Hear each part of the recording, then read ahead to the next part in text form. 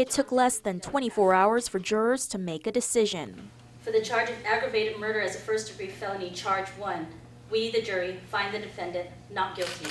John Castro walks away a free man. His family celebrated outside the courtroom. My daddy took me home. Castro's public defender, Suresh Sampath. Clearly what happened in this case was a tragedy.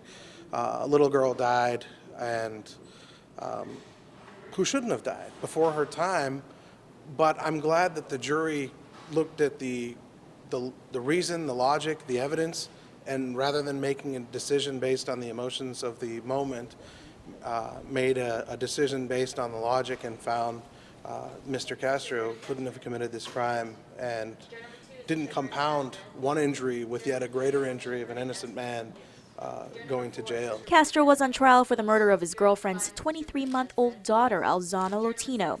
He was babysitting her while she was at work. The chief medical examiner ruled the toddler died from a fatal punch to the stomach. The defense throughout the trial, however, argued it couldn't have been Castro, but rather, based on the timeline of events, it was someone else.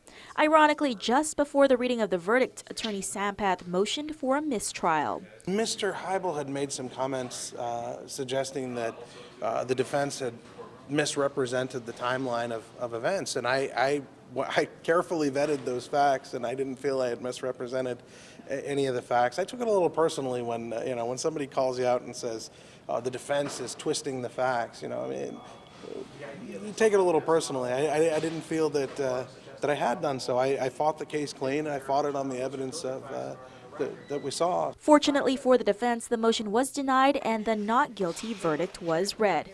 Reporting for Guam's News Network, I'm Crystal Paco.